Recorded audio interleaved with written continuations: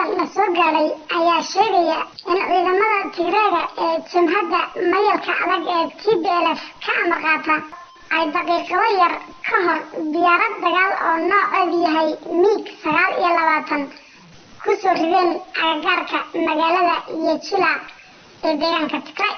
diyaaradan ayaa noqonaysa kii sideedaad ee tan iyo intuu dagaalku bilowday ka hor bishii November ay soo ridaan ciidamada mayalka adag ee Tigreegu.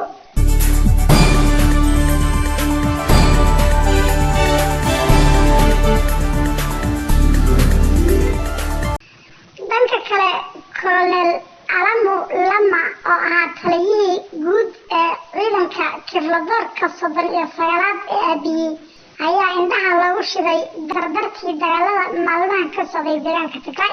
Colonel Alamu iyo ciidankiisiiba waa la dhameeyay waxaana maanta korneelka afgaran loogu sameeyay gudaha dowladda deegaanka Amhara oo ah meesha uu ka soo jeedo. sida ay sheegayaan wuxuu korneelku ka soo shaqeeyay dhagax buur iyo Awaare. warkan waxa baahiyay maanta oo aan ka soo qaadanay telefishinka qaranka Itoobiya.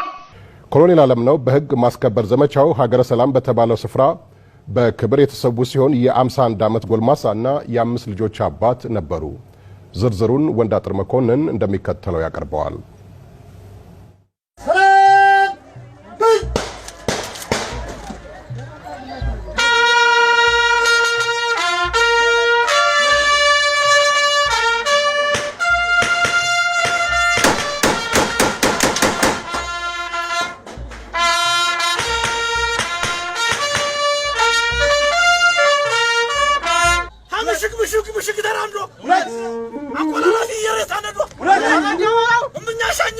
የኔ አባት ለኔ ብቻ አይደለም የተሰወው ወይም ደግሞ ለአማራ ህዝብ ብቻ አይደለም የተሰወው ለመላው ኢትዮጵያ ነው የተሰወው። ጅማሮን በኢትዮጵያዊነት አምባ በሰሜን ተራሮች አናት ከወደጃና ሞራ ያደረገው የኮሎኔል አለምነው ሞላ ህይወት በኢትዮጵያዊነት ስለ ኢትዮጵያዊ ጀግንነት ከ51 ዓመታት በኋላ ስለ ሀገር ተፈጽሟል። ከዚህ የ51 ዓመት ኑሮ ውስጥ ኮሎኔሉ 36 ዓመታትን ወይንም 3/4ኛ ህይወቱን የኖረውም የተሰዋውም የራስን ሰላም ነስቶ ለህዝብ ሰላም ስለመኖር በወታደራዊ ጀግንነት ነበረ።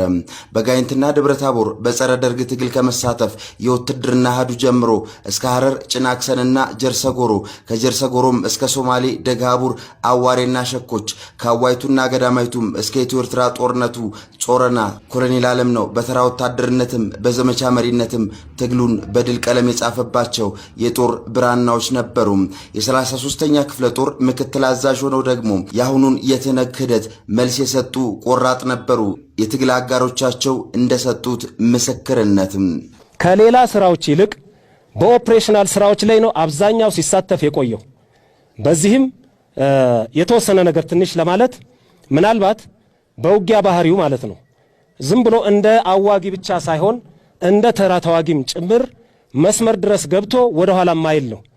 እንደውም በግድ ተይዞ በሱ በሚመለከተው ቦታ ላይ ሆኖ እንዲያዋጋ ነው ሲደረግ የነበረው። ጓደኞቹና ጀግንነቱን የሚያውቁ የአማራ ክልል አመራሮች እርሱ ጀግንነትንና ወታደራዊ ስልትን በልቡ የከተተ ቆራጥ ነበረ። ይህም ባለም አቀፍ የሰላም ማስከበር ዘመቻ ሶማሊያ ላይ እንዲሁም ባሁኑ የትነግን ክደት የማረቅ ዘመቻ ደግሞ ከምዕራብ እስከ ራያ ግንባር ታይቷል። እርሱ ጦሩን እየመራ ቅራቅር ላይ ባይመክት ማይጸብሪ ላይም ትነግን ባይደመስስ ሲሉም ጀግንነቱን በጥያቄ ይሞሉታል። ልክ የመጀመሪያው ጥይት በ24 ሲፈነዳ ቀድሞ የደረሰ ቅራቅር ላይ የነበረውን ጀግንነትና ድል እሱ ከተዋጣባቸው ከመራቸው ውጊያዎች ናቸው። ማይጸምሬን ነፃ ያወጣው በሱ መሪነት በኮሎኔል አለምነው ሞላ ነው። የአማራ ክልል ሰላምና ደህንነት ጉዳዮች ቢሮ ኃላፊው አቶ ሲሳይ ዳምጤም የኮሎኔሉን ባለመፍትሄ ውትድርና አውቀዋለሁ ይላሉ። በአማራና በቅማንት ያለው ግጭት አላልቅ ብሎ የጀግናው ኮሎኔል አለምነው የሚመራው ኃይል 33ኛ ክፍለ ጦር በዛ አካባቢ ከተመደበ በኋላ ያን ቀጠና ሰላም እንዲሆን ያደረገ ጀግና ነው። ኮሎኔል አለምነው ሞላ በትነግ ላይ ተወስዶ በድል በተጠናቀቀው የህግ ማስከበር ዘመቻ 33ኛ ክፍለ ጦርን እየመሩ በርካታ ጀብዶችን ፈጽመው በጦርነቱ መገባደጃ ላይ ሀገረ ሰላም በተባለው ስፍራ በክብር ተሰውተዋል። ልጃቸው ግን ዛሬ ለዘወትር ጥያቄ ምላሽ አገኘው ይላል። ያንተ ጓደኞች ትልቅ ቦታ ደርሰዋል፣ መኪና አላቸው፣ ትልቅ ቤት አላቸው። ለምንድን ነው አንተ ለቀህ የራስክን ስራ ሰርተ እንደዚህ አይነት ነገር ማትሰራው? ሁሌም ስጠይቀው እሱ እኔ ሁሌም እያለው ወይም ደግሞ ከሞትኩኝ በኋላ አንተ የሌባ ልጅ አትባልም ወይም ደግሞ የከዳተኛ ልጅ አትባልም፣ ግን የጀግና ልጅ ልትባል ትችላለህ ይለኛል ሁሌም ማለት ነው።